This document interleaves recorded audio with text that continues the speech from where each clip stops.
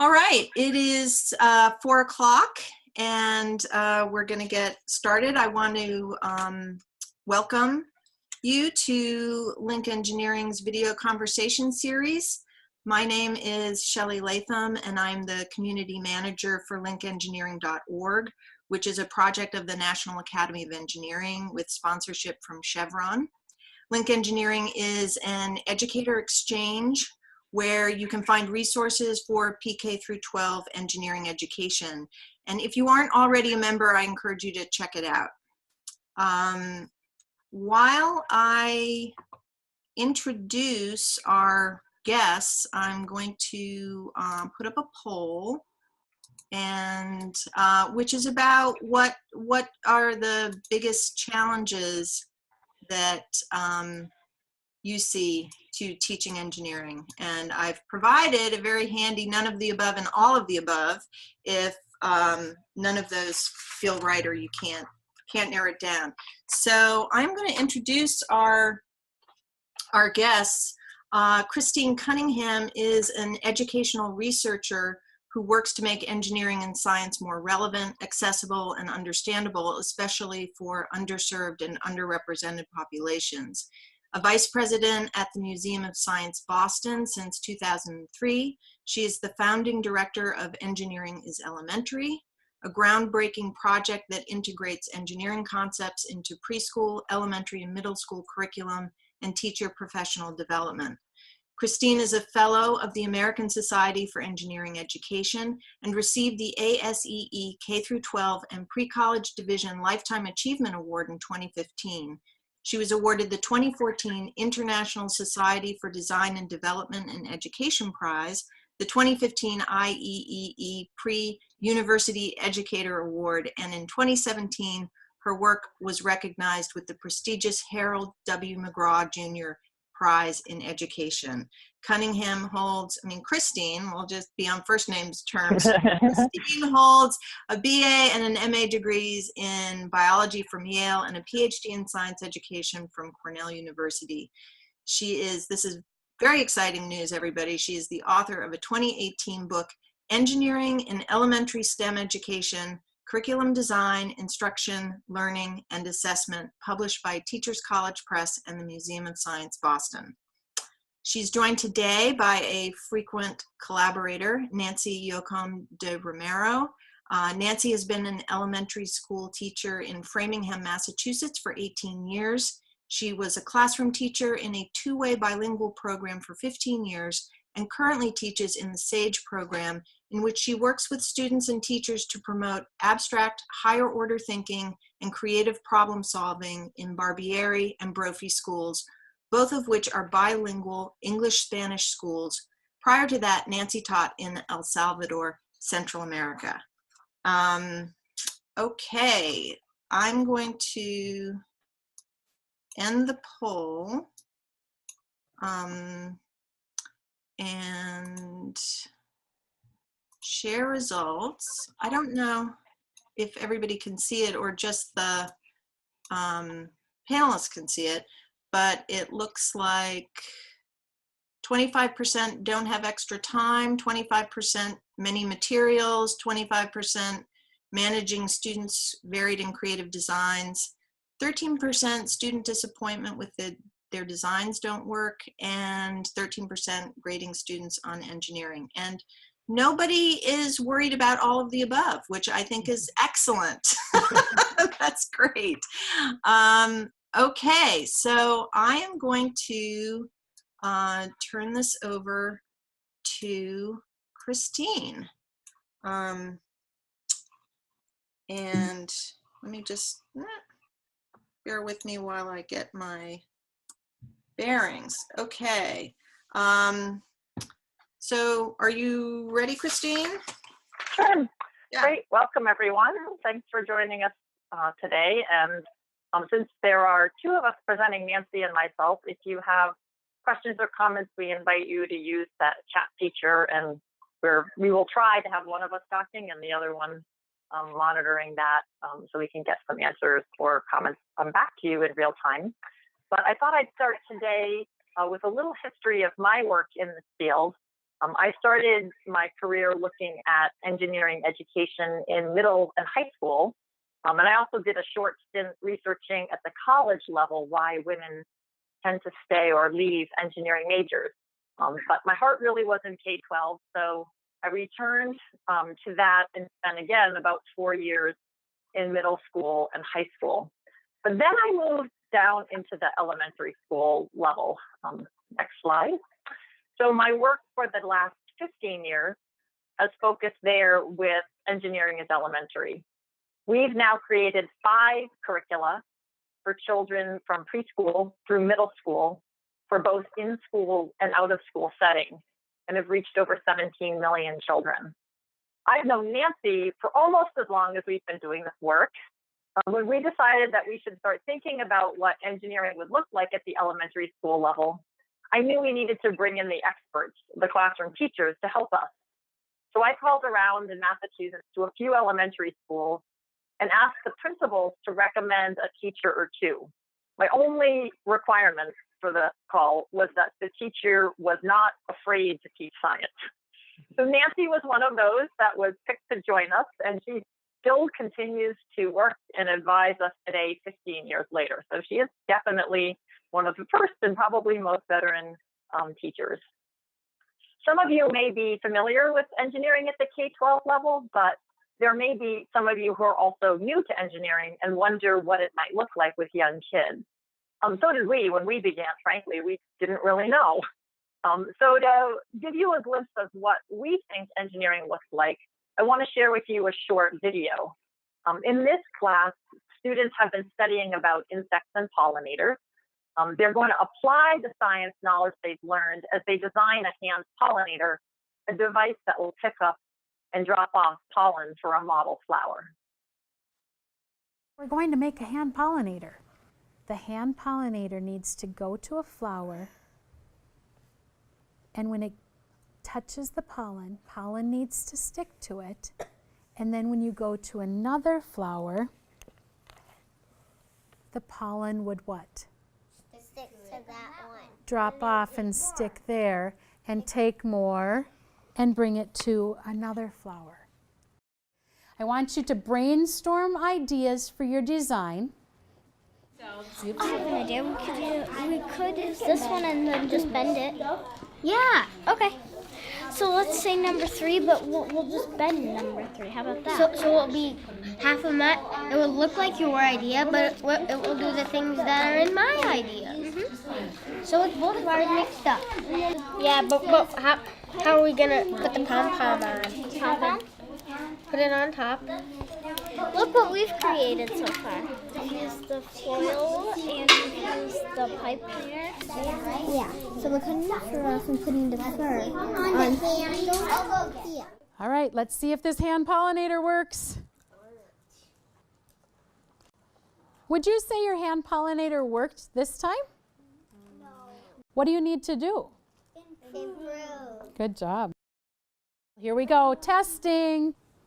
1, 2, 3. Good job. 3-tap test. Okay, lift up your flower. Whoa, did it work? Yes! Well, congratulations. Give them a hand. So this kind of engineering can often be a new discipline for many teachers, and introducing a new subject into schools can be a Herculean task.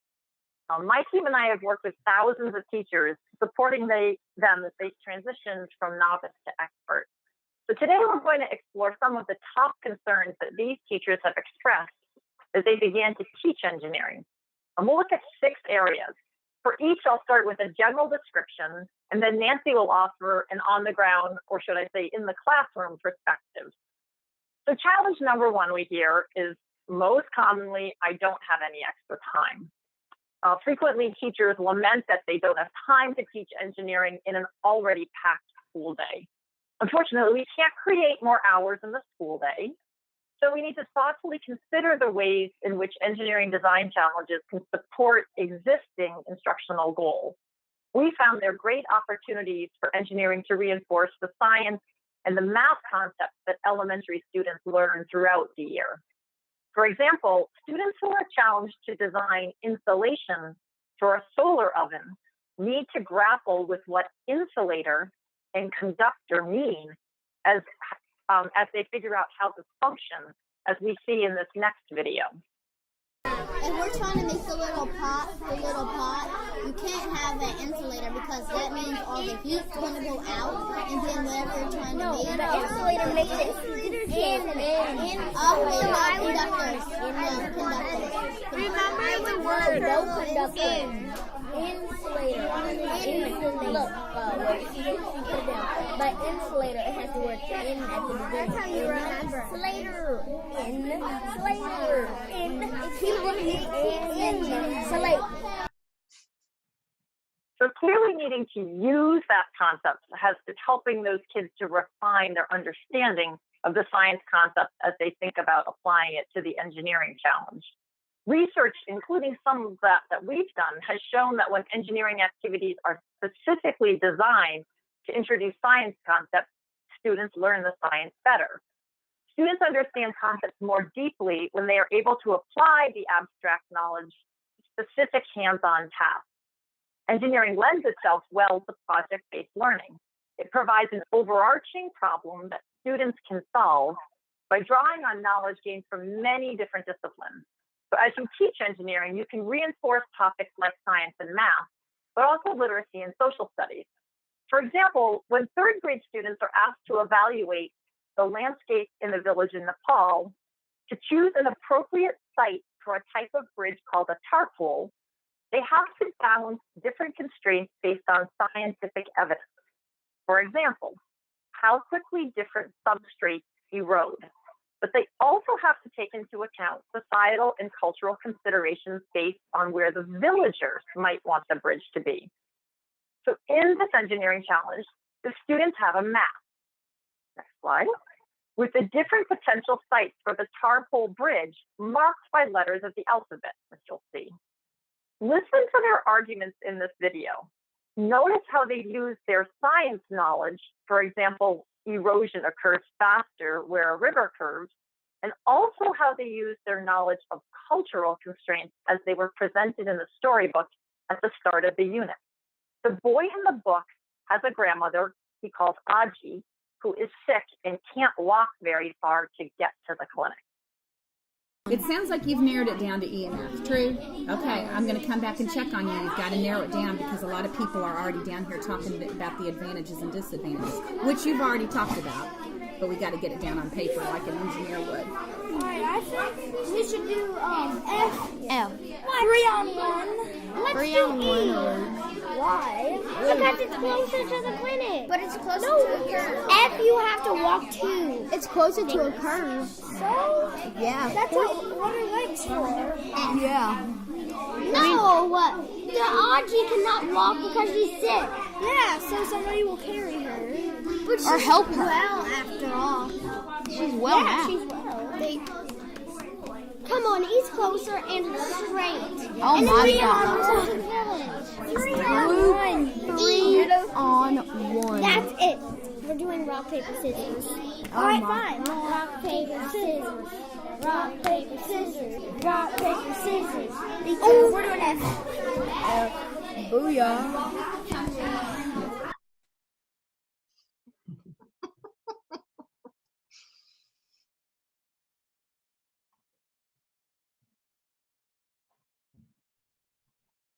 Oh, Christine, I can't hear you. Oh, sorry, I had my thing on mute because I was coughing.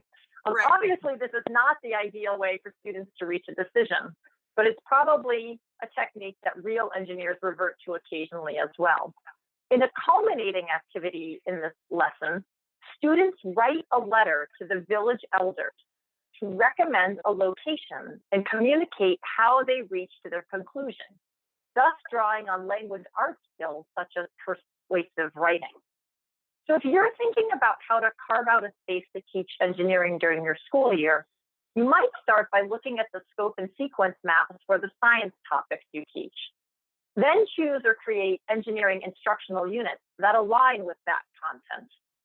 As you do so, consider how engineering themed lessons can reinforce the skills and ideas your students will learn in math, English language arts, or social studies. In this way, you're not only making time for a completely new subject, but helping your students understand other subject matters more deeply and effectively. Of course, integration and connections can help alleviate time pressures, but it's true that engineering challenges will also require some dedicated classroom time, as there are new concepts to discuss and design challenges to do. Some teachers with highly prescribed curriculum choose to offer engineering during times of year when the constraints are more relaxed. For example, they'll do it after state testing occurs, or during time periods when student energy levels are really high and best harnessed by active units, such as the week before school vacation. But regardless of whether and how teachers integrate engineering, most find that the skills that their students develop are well worth the time investment. I've noticed that once teachers see the impact of engineering on their students and how engaged they can be, they are masters at figuring out where they can wedge it in. So Nancy's going to talk more about being a master. Well, so when I was a classroom teacher, I definitely found that routine was a wonderful thing, and having the kids have a sense of structure was great. But I often found that at different points, also messing with that and shaking things up a little bit definitely would spark their excitement about things as well. So since I had my children for most of the school day, I often found that that things would work really well if I could plug in, say, the storybook part in during my read aloud time, so that kids could get some background. They may be having some of those preliminary science lessons that would then go along with the engineering concepts as I would read the storybook. And then a few days later, I would often delegate large chunks of time to working on the lessons that really went into then developing the ideas, making sure that they understood exactly what they needed to do, and being able to do a little bit of experimenting to figure that out. In the engineering as elementary lessons, those were lessons 3 and 4. So by doing a couple of large chunks of time over a few days, to me, works better than spreading a whole bunch of shorter lessons over multiple weeks. This way, I find that my students are able to create, test, and improve a design all within the same lesson or period of time that they're in the classroom. Or maybe when they first are starting looking at the design, they're really looking at what components, what constraints they'll have to do, so that they can not just look at that, but then go ahead and do their brainstorm and talk a bit with their peers to plan some things out. By doing that, I think I look at it like a sports sort of game. My son was supposed to have soccer tryouts today, and it's kind of like being able to go through the whole play in that sports game rather than calling a timeout. There's more fluidity of ideas, and it kind of gets you to the goal. That was great. Apologies for my inept screen share activity. Okay, so another challenge that teachers also talk to us about is the idea that there are just so many materials to prepare. We believe that one of the core concepts of engineering that everyone, but particularly kids in K-12, should learn is the importance of materials and their properties for engineering. The materials that are used in engineering solutions in both the real world and the classroom all have their own sets of properties. They might be fuzzy or transparent, strong, lightweight, inexpensive, malleable, so forth. These properties will dictate how the materials behave, and they should drive on the student's part which ones are selected for their technology. All engineers need to consider materials, including their behavior under certain conditions, their interaction with one another, their environment, their costs, and their aesthetics as they design technology. As we human beings engage with our world, we build this knowledge of materials. Adults have a much more developed sense of materials and how they can be used than young children or your students do. So for example, if you ask an adult which material will pick up pollen best, marbles, erasers, pom-poms, tinfoil, or pipe cleaners, almost all of them will recognize that fuzzy materials like pom-poms and pipe cleaners are the best choices. Adults not only understand how these individual materials might behave, but also are much more able to generalize about their properties. For example, fuzzy things are usually pretty good at picking up small particles. Thus, adults are able to extrapolate and make conjectures about how unfamiliar materials might behave based on their properties. But these kinds of general characteristics are not as obvious to young children, as you probably know. Infants are not born with such knowledge. Children tend to develop it over time through interaction with and manipulation of the world around them. So we believe that students need rich opportunities to explore materials. They need to touch, try, talk about these materials and their properties. As they start to think about the problem they're going to solve, they should gather information and think about the dimensions of that problem. So this problem definition can draw students' attention to the important attributes of a design. So for example, when we were watching the hand pollinator video, we saw how the teacher, through guided conversations, helped the students to identify what pollinators need to do. They need to pick up and they need to drop off pollen, which they modeled using baking soda. So generating these kinds of criteria for the technology can help spark in the students a discussion about materials and their properties. Students are actively building their understanding of materials and their related vocabulary in elementary school. To ensure that students have equitable access to engineering and to ground their experiences and their conversation in real experiences, we believe that elementary students should have the chance to systematically explore the properties of different materials that are available before they are asked to design and build with them. So in our materials, next slide, we encourage teachers to give students time to explore and learn more about these materials they will use. Each group receives a set of material samples and touches them and manipulates them to become familiar with them. Then the class works together to create a chart like this one, a materials and their properties chart. This allows the children to have a sensory motor experience, construct more specific understandings of how they might use the material, build more precise and expanded vocabularies as they describe what they've observed. Students can make predictions about which properties might matter in the construction of their designs and then systematically test the materials to see how they perform. As they compare the various materials and their properties, they can see how they function and build knowledge of the world around them. Then they can select the appropriate material for their design considerations. Instead of choosing a material because it's pink or metal, two of the favorite material properties of young students, regardless of the challenge, students can make decisions based on how the materials meet these larger design criteria. Before the students tackle an engineering design challenge and build their solutions, they need to be able to handle and manipulate the material. Luckily, students, particularly really little students, are very excited for the opportunity to use and touch all different kinds of materials as they learn about their properties and brainstorm potential design solutions. Of course, all this focus on materials in the classroom can present challenges for teachers, and that's where the second challenge comes in. To make your job easier, we recommend prepare. So you can free up time later on and reduce in-classroom headaches if you prepare and make sure all the necessary materials are prepped and ready to use.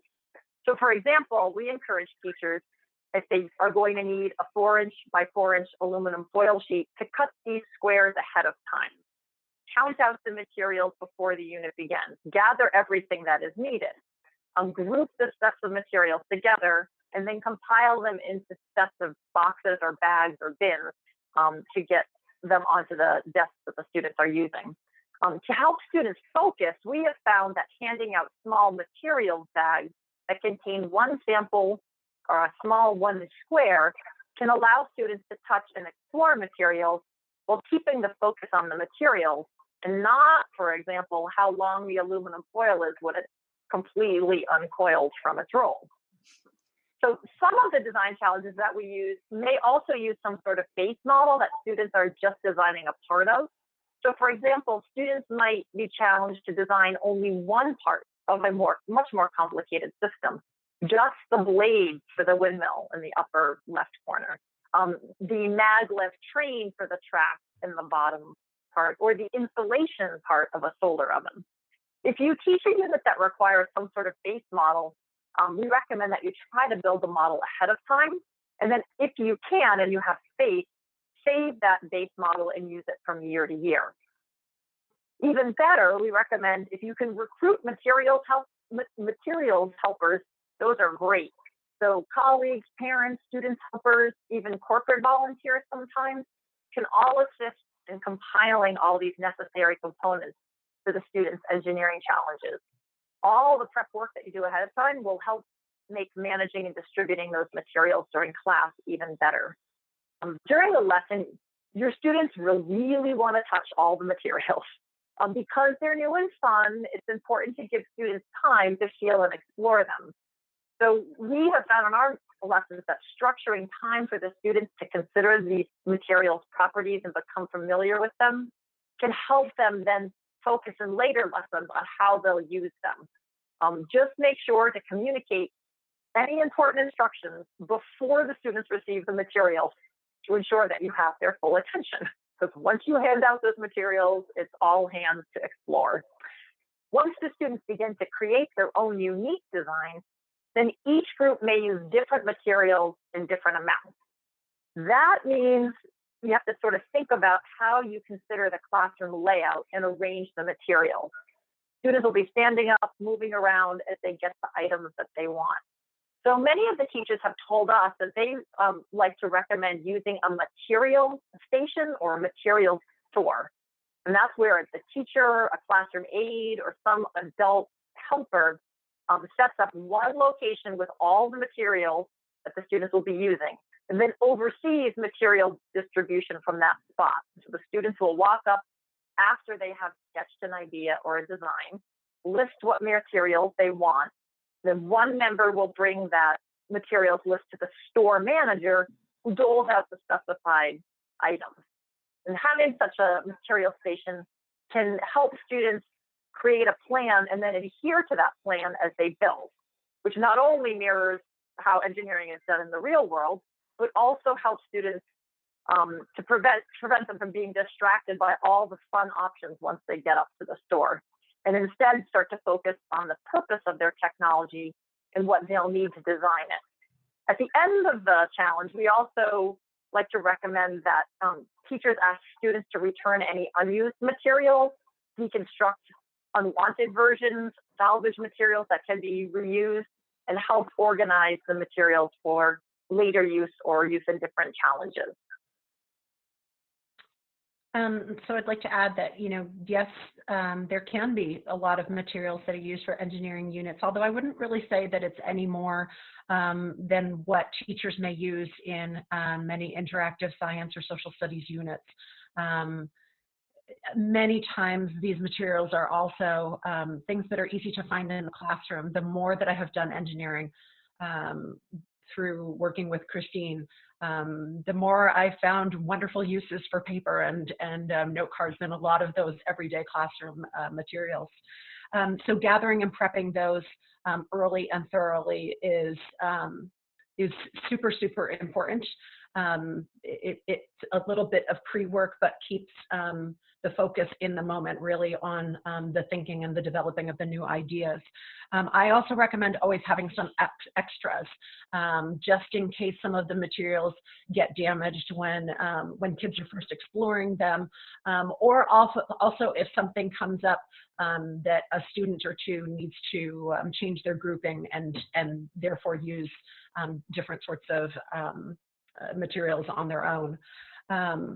So I think back to several years ago when I was teaching second grade and was planning to teach a unit in which we were going to be lighting Egyptian tomb models that were created from those big copy paper boxes.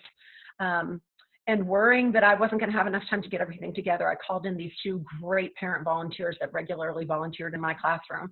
And since the plans were nice and clear, they were able to create these tombs, as well as organize a lot of the investigative materials so that kids would be able to know what they were working with then when it came to their design challenge.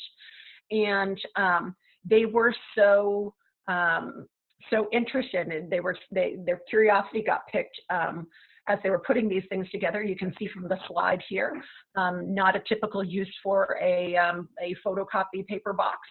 That then they actually volunteered, hey, we really want to come back and see this when you're working on it in the classroom. So I got a bonus that I had two people there then to help me out when I was working with the class in the moment of the lessons. So I also want to say how important I think it is for children to get that time to manipulate and talk about the materials that they're going to use before they get down to work. It's a bit like in a math lesson when children need a minute or two to play with any sort of counting or measuring manipulatives before they start focusing on their work. But here I think it's even more important because often the play helps to determine how they're going to use those materials in their design challenges. Since most of my work, well, pretty much all of it, has been with students who are learning a second language, I've taught a lot of many years in Spanish to native English and Spanish speakers, as well as English to native Spanish and speakers. So everybody's always, there are always some children that are learning a language, and being able to have that time to discuss the vocabulary that's necessary and to learn new vocabulary to understand the concepts, I think is extremely important for students. I think back many years ago about teaching children about how to design a membrane, which was something that many of my children hadn't thought about before they had this unit in school. And they hadn't thought much about membranes, didn't really know a lot of the vocabulary, native speakers and non-native speakers. And they had never really thought about building a sort of membrane, a mock membrane for this challenge. So the time that they were able to feel the textures and the properties of sponges, both wet and dry, was super important to help them to know how they were going to be able to incorporate those into their designs later on. So again, that idea to be able to talk, to converse with their peers about those properties, developing that vocabulary, the chart that you showed, Christine, about the vocabulary is, I think, super important, not only to get their input about some of the properties, but also to help guide them to understand what some of the words are so that they can communicate with them and with other people, I think is very important, so that they can work with their peers during the challenge process. Great. Okay, challenge number 3. How am I going to manage my students' varied creative design? So in the real world, and thus in the classroom, engineering problems rarely have one and only one unique solution. So to model this aspect of engineering for students, we think that design challenges should be constructed intentionally so that they allow for many different kinds of solutions. So here, for example, are just some of the solutions from one class that designed a knee brace that will support an injured knee. So each design challenge needs to articulate criteria and constraints, and students need to be able to evaluate their own solutions in relation to how well they meet them. Students should be encouraged to take risks and experiment with those out-of-the-box ideas. But they should also have time to review their classmates' designs and think about how they are similar and different to their own. The opportunity to design something unique can make engineering highly interesting and engaging for students. Both students and teachers appreciate that multiple solutions are possible. In fact, many of our teachers tell us that it's one of the highlights of teaching engineering.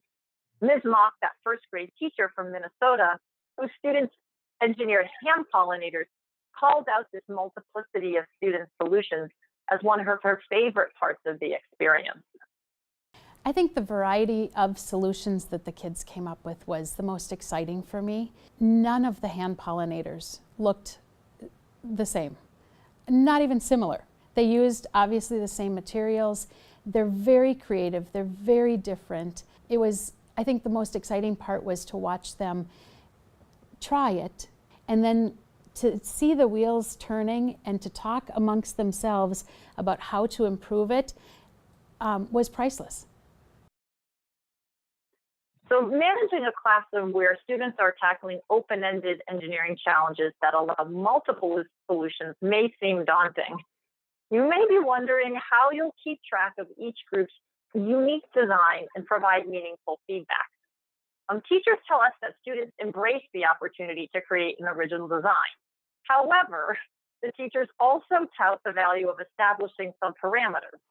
So for example, teachers have suggested the importance of limiting the materials that students might use, at least initially.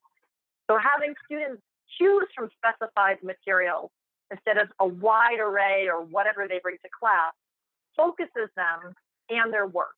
It allows them to explore these materials in more depth to understand their properties and how they function. The common materials also then provide a base that allows students to share and discuss what they have learned with one another because there's something they have in common. Groups can learn from one another when they focus on a common challenge. So if all of the students in the class are tackling the same problem with similar materials, you, the teacher, can become familiar with the types of design student groups generate and the types of problems they might encounter. Working with the class to identify the criteria and constraints of their engineering problems can help you tailor your comments and feedback to what your students will need to achieve their goals. So for example, in a class working to design a process for cleaning up a model oil spill, students are told that one constraint they face is the materials that are available. They can choose from 9 different types of materials, each of which has a price. Next slide. As a class, you've discussed the goal to create the cheapest possible solution that also removes the maximum amount of oil from both the water and the shoreline. In their little tiny tin, they've got both water and then some gravel. Hopefully your experience leading the activity in previous years has taught you that students need to be reminded that each time they dip a material in the oil, they need to log its price, not just the first time. You also know that students will be surprised at first and then frustrated by how much it costs to clean up a spill and how much of the oil still remains on the water even after they think the process is complete.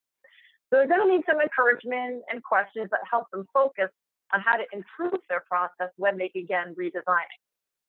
As these students groups explore the design solutions, you can guide them through the process, modeling and asking what kinds of questions, or asking the kinds of questions that develop critical thinking and reflection. What's going to happen? I wonder, those kinds of questions, or on data-driven decisions and actions that should guide the work they're doing. Your questions will guide the students to think about their technology and design more deeply. In some cases, you may encourage students to focus on the design challenge's goal or focus their attention on an element of their design that you suspect will cause some problems, given what you know about the design. Over time, though, we know that teachers develop a trove of general engineering questions, as well as questions that are tailored to specific engineering design challenges that will focus student attention on relevant aspects of the problem. Next slide. Some of these engineering questions include, how does your design reflect what you've learned yesterday or from previous lessons? Why did you choose the materials that you chose? What did you notice when you tested your design? Did your design work as you expected? Why? Why not? How, if the design fails, because they tested it to failure, did the design fail?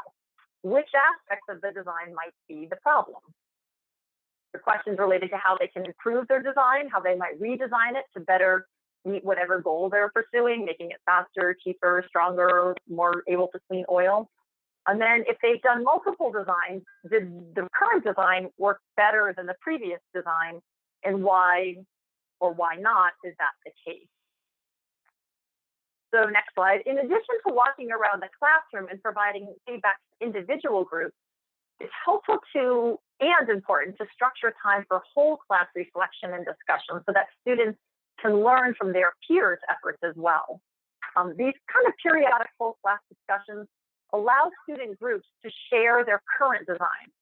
You can ask students to describe the similarities and differences across their various solutions, and then also encourage them to consider what general principles underlie the challenge. So for example, during a group discussion on how to design an effective parachute, students may begin to consider the relationship between the canopy size of the parachute and the suspension line length, especially when they're told they have a limited overall size for their parachute. If you ask students to share their data, their designs, and their ideas, they can spark new ideas not only for their own group, but for other students' designs. So posting these in the class data table can help the students and all students learn from each other's efforts, as you see here in this table. More importantly, the activity can prompt students to reflect upon the larger engineering and science principles that inform their design challenges. As students present their final designs in a showcase or test their solutions in front of the class, they should share information and explanations as they reflect on their work and celebrate their learning and success as a whole class. Nancy? So to me, actually, the difference in all of these designs is kind of like the icing on the cake. This teaching. One of the greatest takeaways that I want my children to have is that there's not always one right answer to a problem, and that many times there's no definite end to solving a problem. If there were more time and more years, we'd keep doing new things. I often talk to them about how many versions of smartphones there are, as well as models of cars there are. Every year we can do something new. This is actually an uncomfortable concept to a lot of my students when they first start engineering, because sadly, many times in school, there is a correct answer to things. They're being asked for one right answer. And I will say that I have had students that that really resist starting because they're a little bit afraid of doing something wrong, and they need a bit of assistance getting comfortable with being able to work this way. So I think it's important as the teacher to watch out at the beginning for those students who might not know how to get started. And I find that hints are okay in this case, but if I give a hint, I like to give two, because I may say, okay, so what we learned before might make you think this, or maybe it can make you think this, so that I don't end up guiding them down a certain design path. And, you know, just going back to, I guess, 15 years ago, I remember one of the first units that we were looking to design had to do with putting together some simple machines into more compound structures to move a sack of potatoes. And I had in my mind, after having taught these units on simple machines to kids for several years, you know, just what would be the perfect design. And boy, was I wrong, because when the first kids started building these combinations that I had never thought of, I realized, wow, I really need to learn about my own divergent production a bit more. So it was a wonderful experience, and continues to be every time I get to work with new students in this way. Nancy and Christine, I just want to bring your attention to the time. It's 4:44, and So we can continue, but if you want to skip ahead or abbreviate so we can get through these, that would be great. Yep, we should be good. We're tracking on with the things, and we may want to pause just to make sure if there are questions. I want to make sure we don't run out of any time for those. So maybe we'll stop for a minute, see if there's anyone who has a question they'd like to share in the chat box. Yeah, we're happy to take those. Yeah, Linda asked a question of Nancy having to do with the bilingual classes, and she said, do you help the parents of your English language learners learn some of the scientific and engineering terms to facilitate conversations at home? Yeah, so as a classroom teacher, I was always sending weekly communication to the families of my students, and so that was definitely one way, but also through different meetings throughout the year, and something that I continue to do in the position that I'm in now is going through also in person with parents what the main are, and trying to give a couple of quick examples, not necessarily from the units that I work on with the kids, but for example, the idea of, you know, that wonderful smartphone, things that adults can relate to every day. So even if they haven't really thought about this process per se, they see it, they see the design changes and the improvements in the products that they're working with. I try also to define a little bit based on some questions that go along with each of the steps of the design process to help people understand exactly what kinds of questions kids might be asking at each stage. So I hope that answers. If not, you know, tell me more and I'll tell you more. Okay, great. Thank you. Okay. So carry on, Christine. Yep. So next one, my students won't like it when their designs don't work. So we did hear from teachers, particularly in the earlier grades, that their students might feel discouraged or upset if their designs and when their designs fail. But this kind of behavior or reaction stems from belief that failure is an intrinsic or personal trait, and it's not. So part of what we're trying to help kids learn in engineering is that failure is an extrinsic trait that should be attributed only to particular designs or to a group's inability to work together, perhaps. We encourage teachers in engineering to recast the role of failure and emphasize that engineers fail often in order to succeed sooner. So as you lead classroom discussions and presentations, scaffold your students' understanding of such failure. Remind them that failure happens often during the engineering design process and that all engineers face failure. And when it does, and it will, reinforce the idea that the design has failed, not your students themselves. One of the things that teachers tell us is they try to communicate and model, but that there's a lot to learn from failure. So what didn't work this time? Why not? How can we improve the next design? These can all inform better designs the next time around.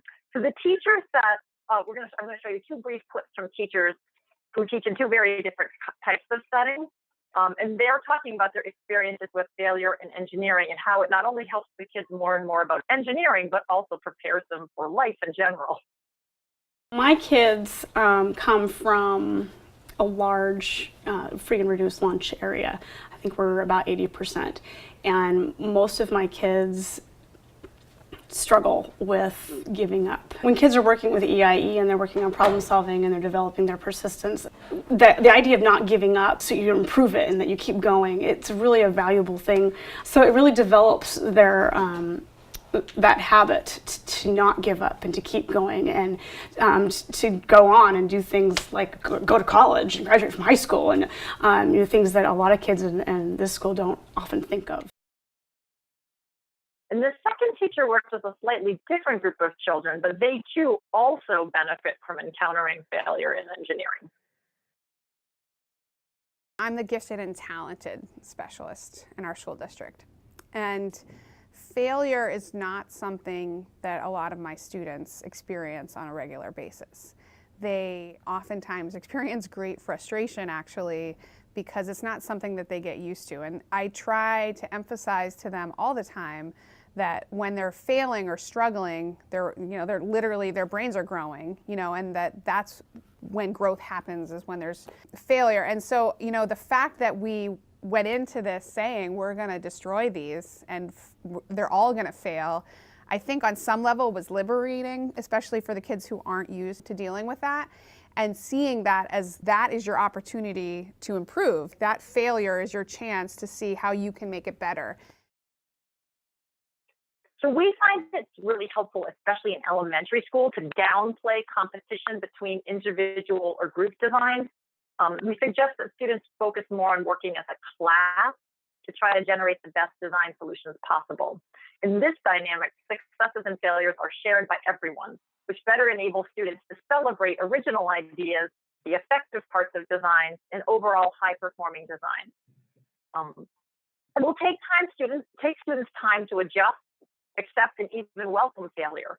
For example, as we heard, teachers report that their highest achieving students, many of whom have not encountered failure before, have the most difficulty facing failure. However, these teachers also mention how they appreciate the opportunity to have an open conversation about failure and encourage their high achieving students to reconsider their relationships to failure. So you've seen some pictures and some videos about people working with children to design hand pollinators. And recently I worked with a group of third graders trying that challenge. And the bullying factor set in. So some of the kids wanted sparkly pollinators that looked a little bit more like magic wands than like hand pollinators. And so they used a lot of aluminum foil to create those designs that did not work so well. And so I made a point, and I always like to make that point, as Christine talked about, to take a couple of moments mid-lesson so that kids can look around and see what other people are doing, and seeing and listening to their peers about what's working and what's not.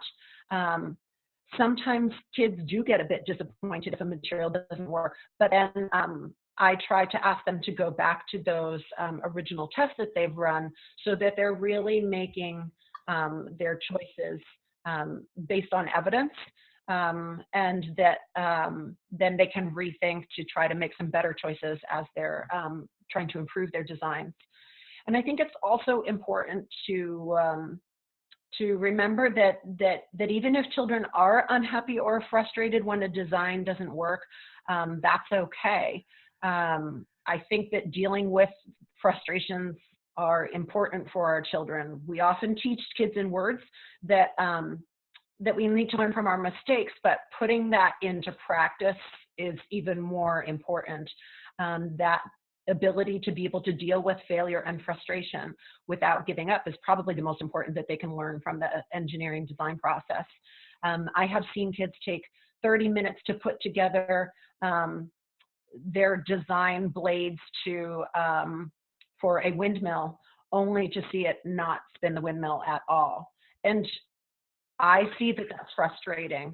If I can help them through that process of getting over their frustration and trying again, and maybe trying again and trying again, then to me that's a more powerful life lesson than any kind of connection directly to whatever math or science I'm doing. Getting over that frustration and working with that frustration can really serve them well. Great. Okay, challenge 5. I don't know how to grade my students on engineering. So our goal as educators is to nurture the ability to tackle such open-ended design challenges. And as we do, we want to strive to help develop students' engineering habits of mind.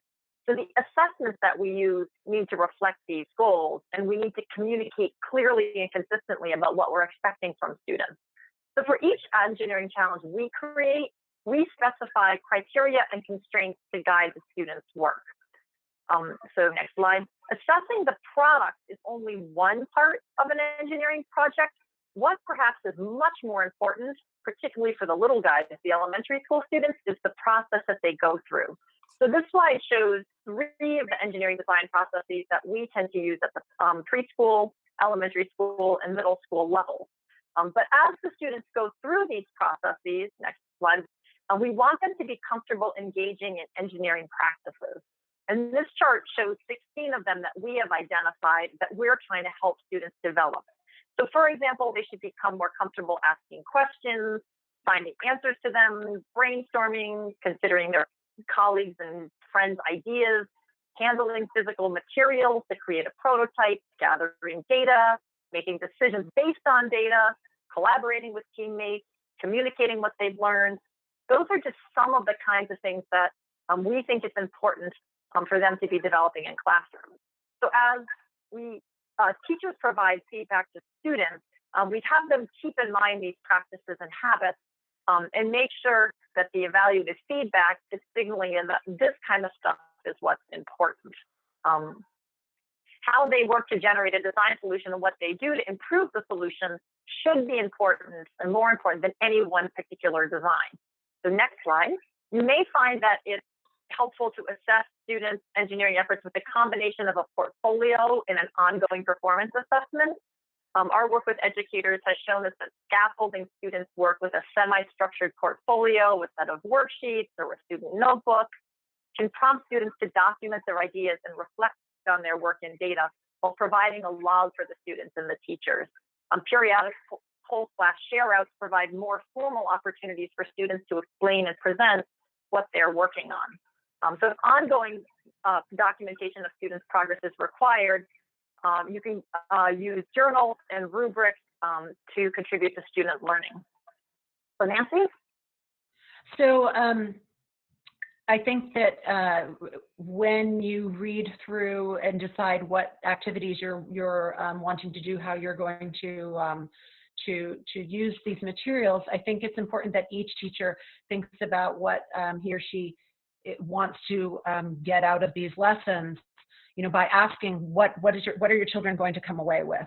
So you may think, well, 5 examples of applying concepts from their science unit, showing flexibility of thinking, effectively communicating ideas in pictures, writing, and conversations. I think it's important to set those goals for yourself and for your students right from the beginning, so you know what you're looking for. I think that the rubrics that are in the unit are a great place to start. Here's a picture of one of those rubrics. I often find that I make a checklist of what I want though ahead of time, so that then I can go through and create something that's based on what I know for what I know that I need for my report cards. And if you look at like the next generation science standards for engineering, they're pretty simply stated.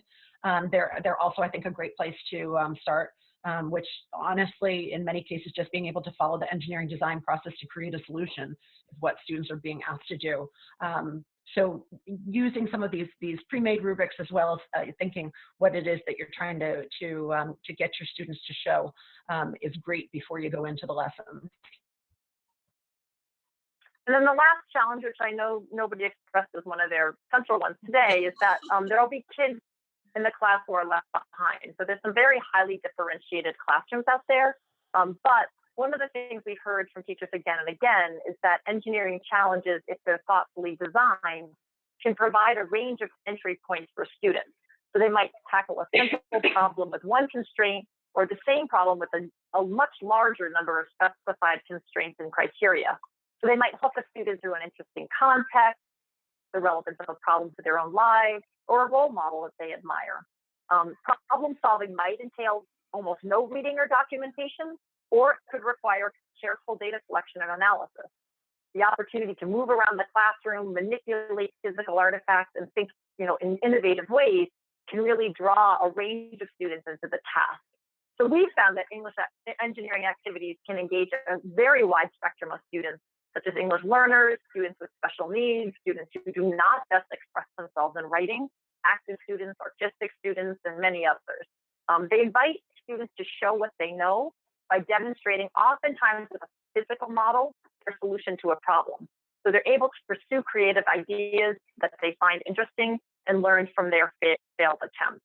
So we encourage teachers to tailor their challenge so that they're age appropriate and accessible to all students in their classroom. But don't assume too much about what those students know and can do. We are constantly surprised by what they're capable of when we actually bring something to the classroom. As in all pedagogy, developing fluency in engineering instruction takes practice and reflection. So teachers tell us that they start to feel comfortable, and Nancy can speak to this as well, about the third time they lead an engineering activity. And they start to feel like experts somewhere around year or time 6. So we've worked really closely with teachers to try to develop resources that can support them as they begin to implement engineering or as they become more expert. Nancy? So, yeah, I understand that sort of concern that it can be tricky to make sure that one student doesn't dominate the design and that somebody isn't left out. I often choose groups, not always though. Sometimes students are allowed to choose with whom they would like to work. But as an example, I recently was working on a group to create petroglyph replicas that had never tried any engineering kind of in a classroom setting before. And after a couple of sessions and testing, I let some kids who wanted to try things out that their group wasn't wanting to do things on their own. I also find that in general, I get a lot of feedback from students during these units, and students will say if they're not getting their ideas in. I kind of relate it to them that many times in our adult world, we don't stay in one company or in one school and work with all the same people and on the same projects forever. And so sometimes needing to work with different needs to switch around mid-challenge is an okay thing to do. Great, so that wraps up our 6 general areas of challenge that we've seen with teachers. Of course, there's many more specifics, but I want to leave the last minute or so. If anyone has any questions, we're happy to stay for a few more minutes. I'm sure if folks have questions, we invite you to share them now.